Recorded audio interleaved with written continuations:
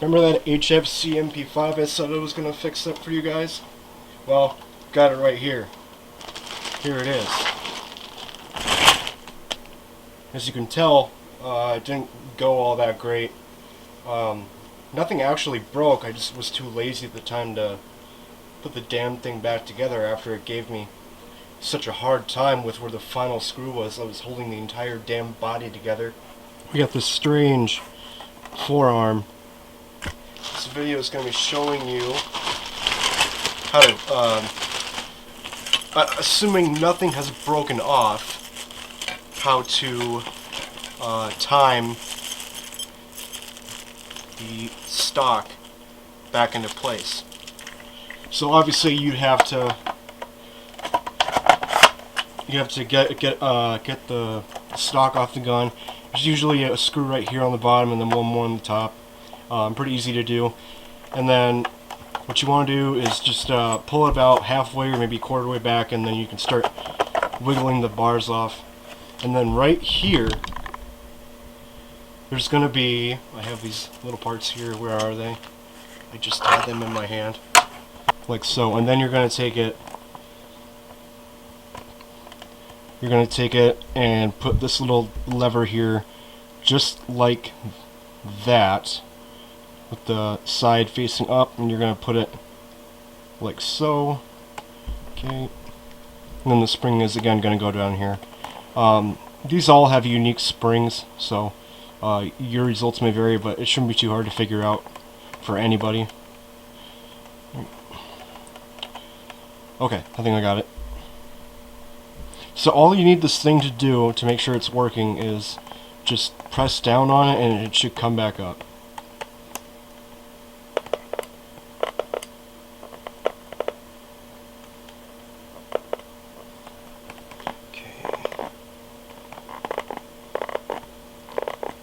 Alright, I think that's working. And then how we're going to test it out is I'm going to...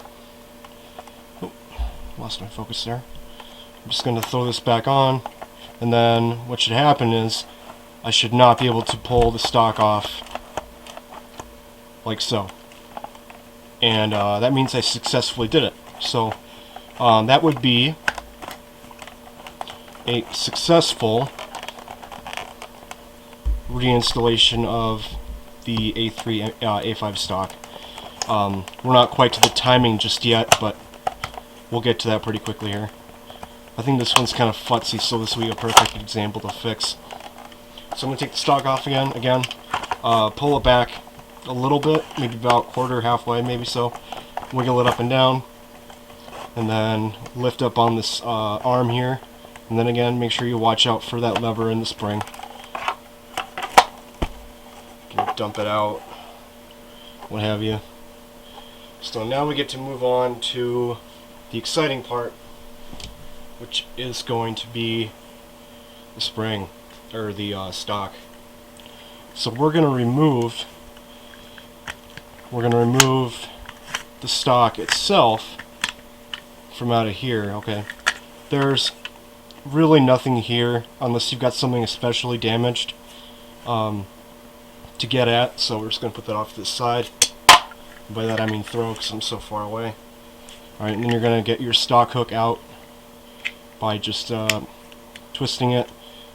Let me show you that again, just in case. It's super easy to figure out. You just have to kind of wiggle it out in like a preset kind of way. Although I'm not entirely sure which orientation it's supposed to go at. I think...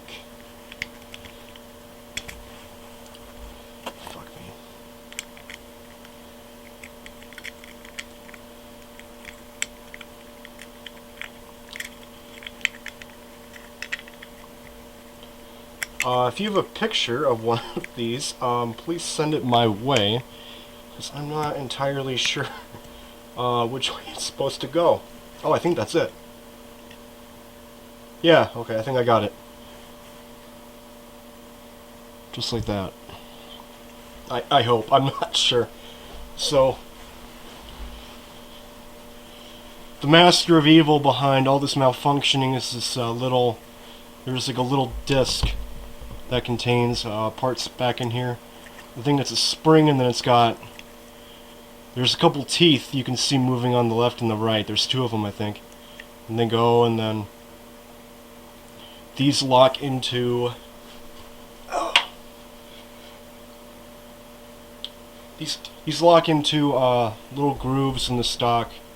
This is a two-position stock, so you can see one of them right here, and then another one of them right here for when it's fully collapsed, and then this is fully extended. So it's pretty simple, but it looks like it's pretty easy for it to also go wrong somehow. I'm not entirely sure how that is, but we're about to find out. Okay, so we just have the butt, and then we have, I gotta get the stock hook out. Alright, so we got the butt, and all we have left to do is just get this one Phillips head screw taken out, and then we'll see what comes flying out at us. Hopefully it won't be a million different parts either. Fingers crossed.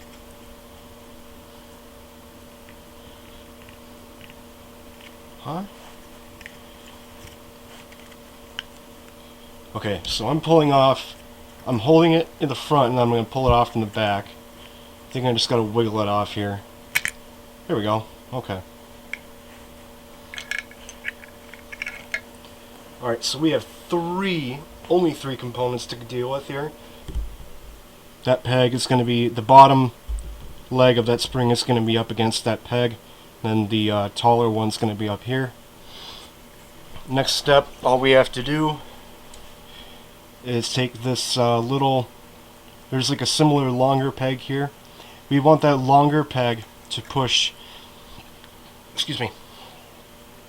this leg of the spring counterclockwise. So we're going to have to position that ledge, or that little peg, right here, right? And then we're going to have to rotate like that, and then that's going to push that spring that way, counterclockwise. So again, here we go. I'm going to start, see how I'm slotting it.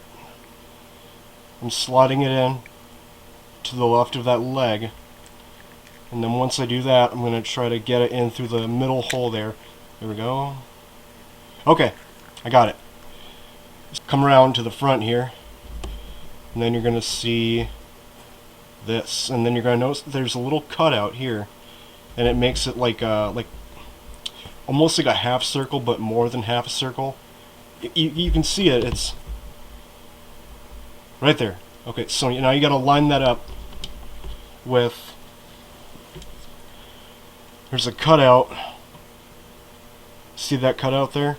And then the top quarter of it's filled in. You just got to match that up with this. So let me just put that plate in, and then keep rotating it until it fits in. There we go. Okay, so I'm not going to screw it in just yet. I want to test it first. So I'm going to push it, and then when you're testing it, you want to make sure you're holding the assembly together because it's not screwed in yet. So there we go.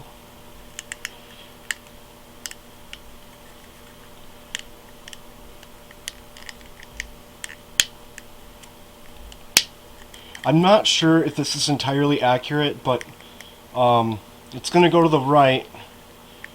So okay, so we got it in the middle, and mine's kind of weird, so I have to like push it together and squeeze it and rotate it around for it to get to the middle, to the right. So how I'm going to do it now, before I screw it in, is I'm just going to test it, right?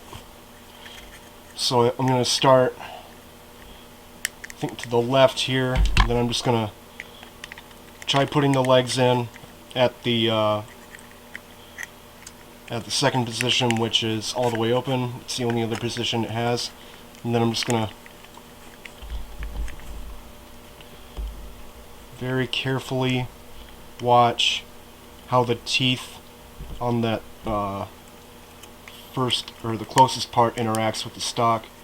Okay, they're going to try to go up into the stock. Okay, alright, there we go, they fit, I think. And then, yes, they hold. Okay, so at the holding position, it's at the middle. I think I got it, actually. Alright, so it's holding now. Squeeze it back together, and then I'm just going to test it real quick here. Okay, I'm going to push it to the counterclockwise. I'm pushing that lever counterclockwise, and then the stock. Alright. Okay, and it's, again, staying to the right. It's going to go ahead. Click. Back into place. So I think I got it. I'm not sure if mine's in working condition or if it's broken, but it appears to be fully functional again. So all I have to do now is just get that screw from earlier and put it in that hole right here. I'm going to go ahead and do that. This one's being kind of a... There we go, okay, and I think bingo. If yours looked a bit different from mine at the finish, please ignore me and do it your way. But mine appears to be functional at this point, so I'm just going to leave it as is. And then, so we've got the entire buttstock assembly for the MP5A3 put together. Now we just have to redo again. We got to get our spring and then our little cross.